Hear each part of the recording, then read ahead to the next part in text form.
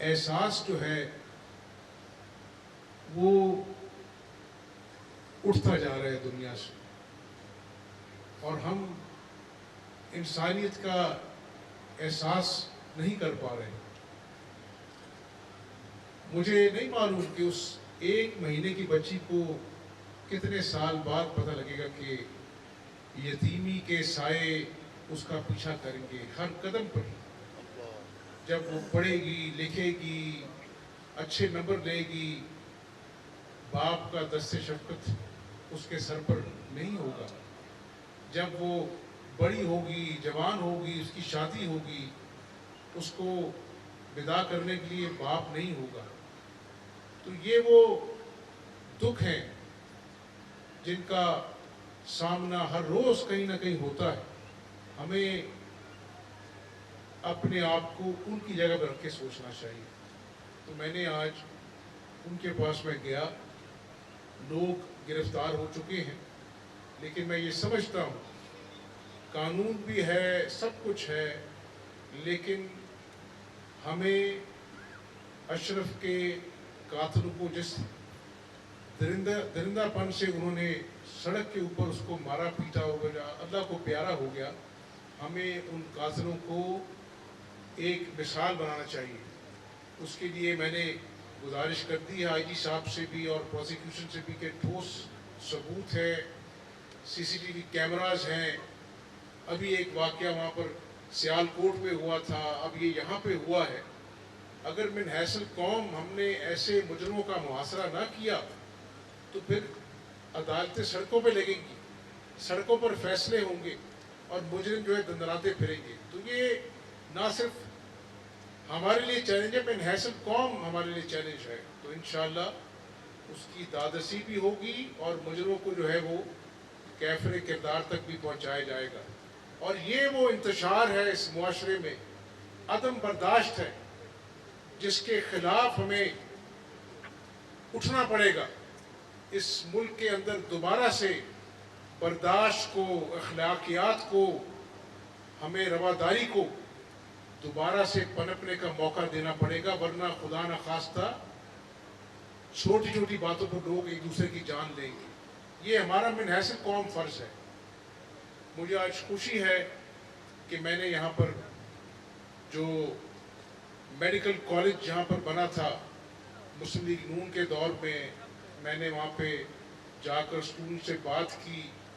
یہاں پر نہ صرف پنجاب کے مختلف اضلاع سے بلکہ آزاد کشمیر سے، گلگت بلتستان سے اور باہر کے ممالک سے بھی اسٹوڈنٹس یہاں پہ پڑھ رہے ہیں۔ اور یہاں پر لیفٹ سائڈ پر الحمدللہ یہ گوجرانوالہ ٹیچنگ ہاسپٹل ہے جو مسلم لیگ کے نون کے دور میں شروع ہوا تھا، بلڈنگ مکمل ہو گئی ہے، 405 بستروں پر مشتمل ہے، اور نیورو کی فیکلٹی ہے، آرتھوپیڈک کی فیکلٹی ہے۔ تو گوجرانوالہ کے لوگ اس سے مستفید ہوں گے انشاءاللہ۔ ہماری کوشش ہے کہ چند مہینوں میں جو یہ پروجیکٹ پچھلے 4 سال میں نگلیکٹ ہوتا رہا، چند مہینوں میں جو ہے یہ انشاءاللہ تعالی پوری طور پہ فنکشن ہو، تاکہ لوگ جو ہیں اس سے مستفید ہو سکیں۔ اور مجھے خوشی اس لیے ہے، یہ وہ کام ہے جو قوم ہم سے توقع کرتی ہے۔ آج سیاسی لانگ مارچ ہوتے ہیں، ہونے چاہیے، لیکن انتشار اس سیاست کے پیچھے چھپا ہو جس میں آپ کسی پولیس والے کو شہید کر دیں اور اتنی توفیق بھی نہ ہو کہ ان کے بچوں کے ساتھ آپ اپنا جو ہے 2 بول کو ان کا دل جوڑ دیں۔ آپ ادھر ریڈ زون میں جا کر درختوں پہ آگ لگائیں۔ یہ کون سی سیاست ہے؟ آج آپ کہہ رہے ہیں کہ ملک میں خدا نخواستہ اللہ تعالیٰ رحم کرے 3 ٹکڑے اس ملک کے ہو جائیں گے، ادارے تباہ ہو جائیں گے۔ یہ کون سی سیاست ہے جس کا سبق آپ پڑھا رہے ہیں؟ یہ وہی سیاست ہے کہ جس میں دوسرے صوبوں کی پولیس جو ہے وہ ایک صوبے کی اوپر چڑھائی کر دے، پوری سیکیورٹی کے ساتھ ایریل فائرنگ کرے، सुप्रीम कोर्ट नोटिस ले, आपको कहे कि आपने फला जगह पर आना है और आप फिर लोगों को डी चौक पर दावत बोलने की दावत दें। मैं आज सिर्फ ये कहना चाहता हूँ पाकिस्तानी कौम को, देखें आज शदीद इकोनॉमिक मेल्टडाउन है, लोड शेडिंग जिनको हमने बोतल में बंद किया था, 12,000 मेगावाट हमने प्रोड्यूस की थी और जब हम 2018 में हुकूमत छोड़ के गए थे जीरो लोड शेडिंग थी। आज फिर चंद हफ्ते हुए हैं हमें आए हुए कि बैठे हैं federal minister for water and power. मैं इनसे यही पूछ रहा था कि ये लोड शेडिंग क्यों हो रही है, तो मुख्तलिफ जो बिजली घर हैं वो रिपेयर मेंटेनेंस ना होने की वजह से बंद पड़े हैं, फ्यूल बर वक्त इन्होंने लिया नहीं।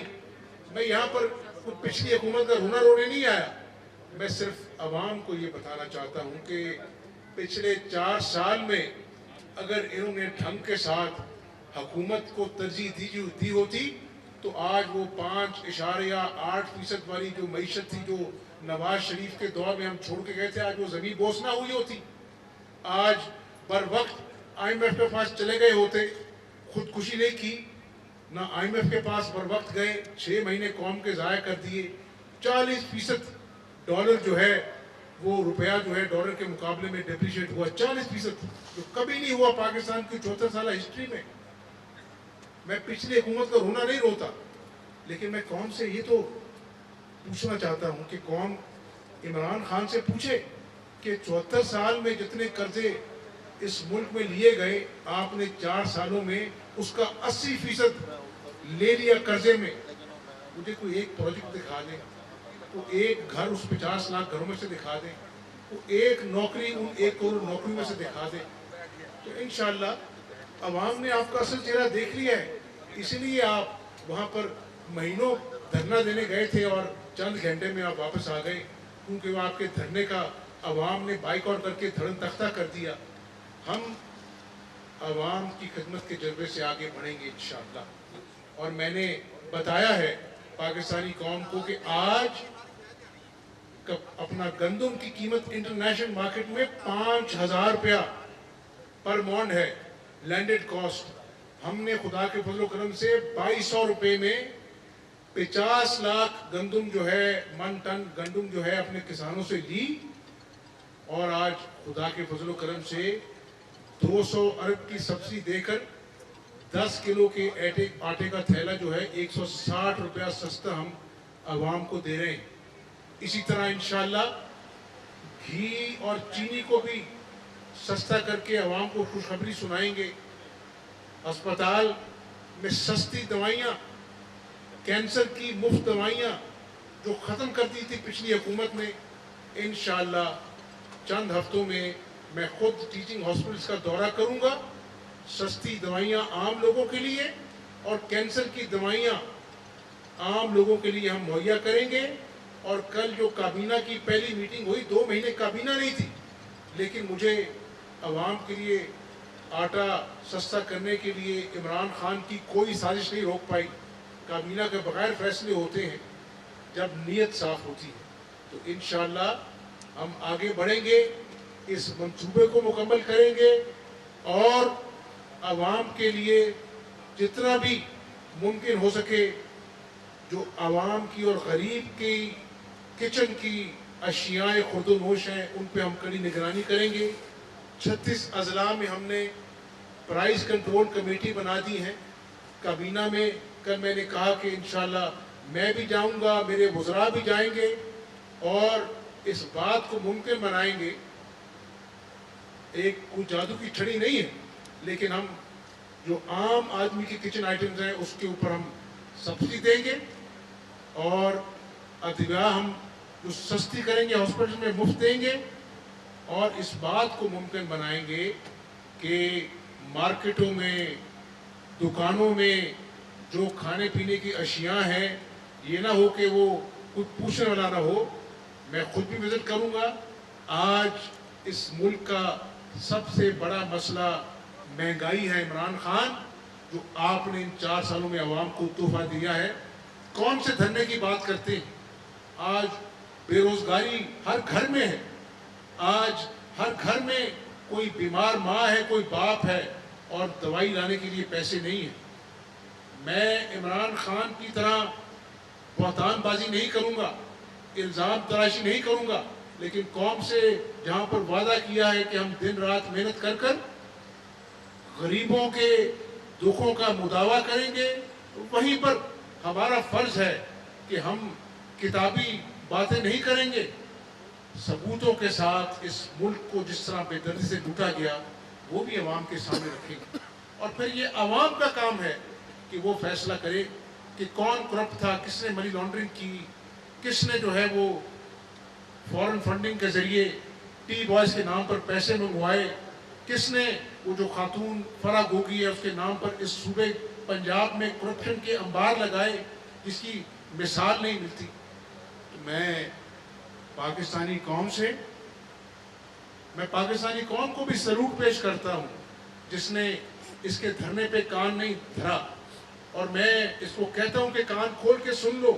عمران خان، سیاست کرنی ہے سیاست کرو، لیکن جب خود آپ کہتے ہیں کہ میرے دھرنے میں اسلحہ والے بھی تھے، ایریل فائرنگ بھی ہوئی، تو آپ کان کھول کے سن لو۔ اس ملک کے غریبوں کے مسائل مہنگائی، بے روزگاری، غربت و افلاس ہے، جس کے خلاف عوام کے ساتھ کاندھے سے کاندھا ملا کر ہم جہاد کریں گے۔ جہاد یہ ہے کہ لوگوں کے دکھوں کا مداوع کیا جائے، جس جہاد کی اللہ کو بھی قدر ہے۔ جہاد وہ نہیں ہے کہ تم دھرنے اور انتشار کی آڑ میں اس ملک میں خون خرابہ رچانا چاہتے ہو، اس کی تمہیں قطعاً اجازت نہیں ملے گی، اور سوچ سمجھ کر دوبارہ اس ملک کے اندر انتشار پھیلانے کی کوشش کرنا۔ پہلی دفعہ تو تمہیں اپنا جو ہے وہ برداشت کیا، قانون حرکت میں آئے، لیکن اس دفعہ اگر اس ملک کے آئین، قانون اور امن کے لیے تمہیں جیل بھی بھیجنا پڑا تو ہم جیل تمہیں بھیجیں گے، کیونکہ تم اس ملک کے ساتھ دشمنی کر رہے ہو۔ آج جو تمہارا بیان ہے، ہر درد مند پاکستانی نے پڑھ کر سوچا ہوگا کہ اس کی سوچ میں پاکستان کے خلاف کیا سازش اس کے ذہن میں گھوم رہی ہے۔ تو سازشیں تمہاری گھومتی رہیں، لیکن اگر تم نے یہ سازش ملک میں گھمانے کی کوشش کی تو میں تمہیں جیل میں گھماؤں گا انشاءاللہ۔